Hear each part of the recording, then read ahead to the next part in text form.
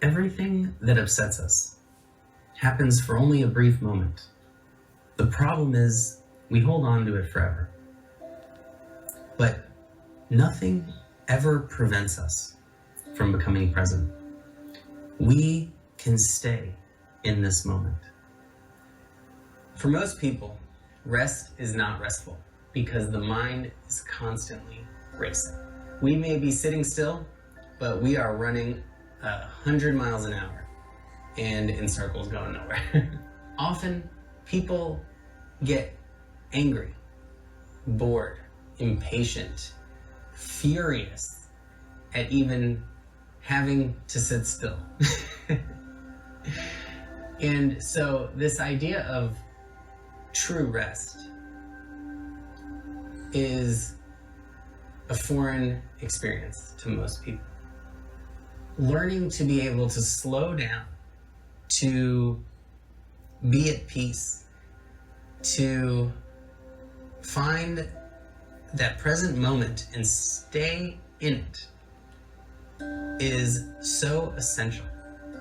We are exhausted all the time. And even our sleep, we're tossing and turning most of the time and not really getting the deepest rest we could. Looks like a war zone after you wake up, in that bed.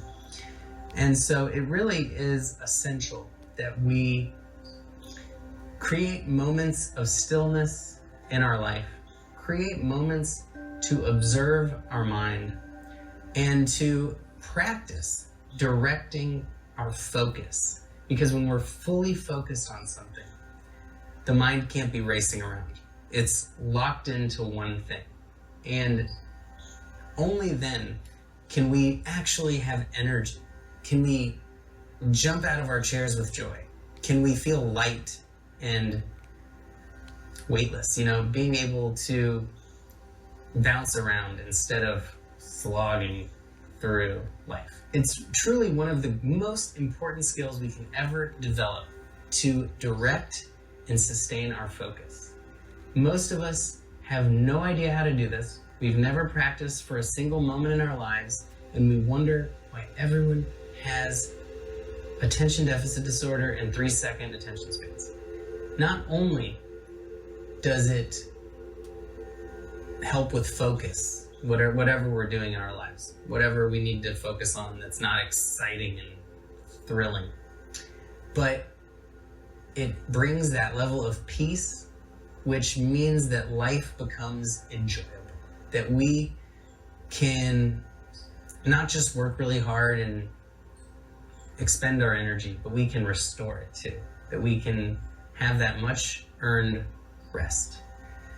Everything in life becomes better when our mind stops bouncing around like a lunatic in a mental asylum and it can just sit in peace on one thing at a time, and our sanity comes back. So pay attention. What is the nature of your mind? Is it bouncing off the walls, or can it rest on one topic, one moment, one task at hand? That scatterbrain feeling that we all have, that we think is normal, is not normal. There was no ADD 10,000 years ago. It is a modern situation based on the fact that now we have a billion things we can think about at any moment, from our phones to our jobs, so that we can go, what was I just about to do? And, this didn't happen back when there was only two things to do. Find food and find a mate. So the more we can narrow our focus and direct our focus, the happier we'll be. The less our mind starts to worry endlessly about the worst case scenario that is likely not even going to happen. And we can actually just redirect our energy and attention back to something positive or peaceful. That is the greatest life skill that we can develop. And it simply comes from practicing and developing that muscle that we all have. How much time in our lives do we create for moments of silence? For most of us, our entire day is full of external noise and internal mental noise. But silence is our centered, balanced, natural state. We don't even have to be in a quiet place to experience silence. We can simply be fully where we are, and we can bring that silent inner environment to any situation we find ourselves in. Let everything else go. There is only now. Everything that you're upset about only exists in your mind. We only get upset about something in the past. You don't need an apology. You don't need to stay angry. You simply can become present. So often we think someone else needs to fix our problem. We need some kind of closure. We need to get revenge or get an apology or tell someone off. Tell them how we really feel. But we will always suffer if we keep the past alive. And it is always us who does that.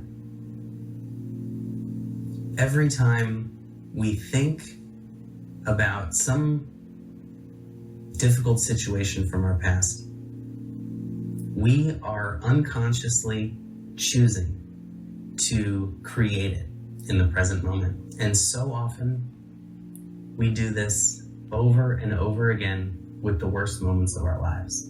And we are reliving a nightmare on repeat. The more we accumulate past moments in our lives, the more cluttered our brain becomes, the more chaotic our life feels, and the more we get weighed down by the weight of all those experiences.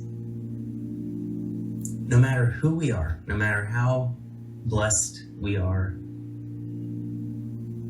we will constantly be accumulating experiences that will weigh us down if we do not learn how to stay present, to stay free, to stay light by flowing with time instead of being like a street sweeper collecting all the garbage on the road.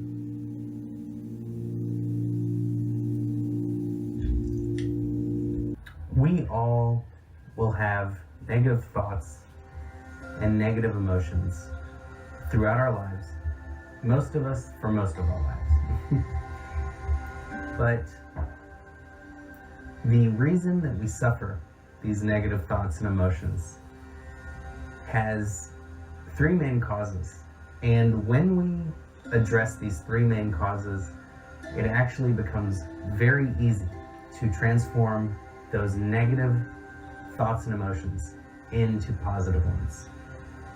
So this is the three-step process for addressing those negative thoughts, releasing them, and generating positive ones.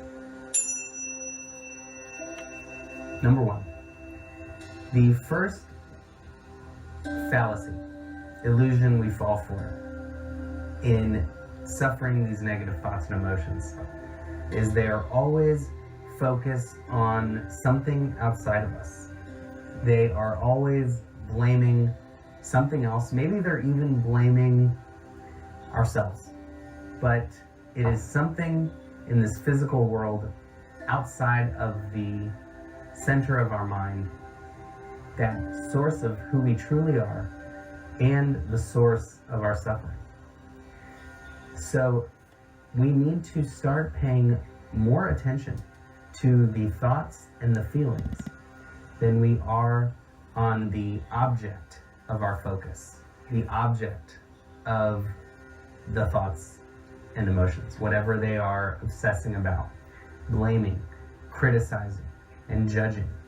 Forget all that. We all have a story going on that justifies the anger within us.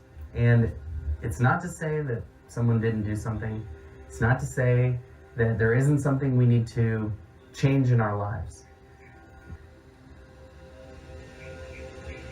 But we have two options: to change those things with peace, love, gratitude, or with anger, resentment, bitterness, sadness, and anxiety. So if we want to do everything in life from a peaceful place, we stop looking out there and we look at the feelings and the thoughts themselves. And this automatically creates the realization in our mind that the thoughts and the feelings are more important than whatever's going on outside. Simply watching these thoughts, feeling these feelings, creates an understanding around what these thoughts and feelings really are. And from this witnessing, from this understanding, wisdom naturally arises. We're able to see how we generate it, and we're able to see how we can stop it. Once we understand that inner world, we're able to more easily and effortlessly create change within it and in our outer world. Step 2, slow it down. It's very hard to stop thinking. We think practically all the time. But something we can all do is slow down those thoughts. Whatever we're thinking, we can make it very slow. We can slow it down as much as possible.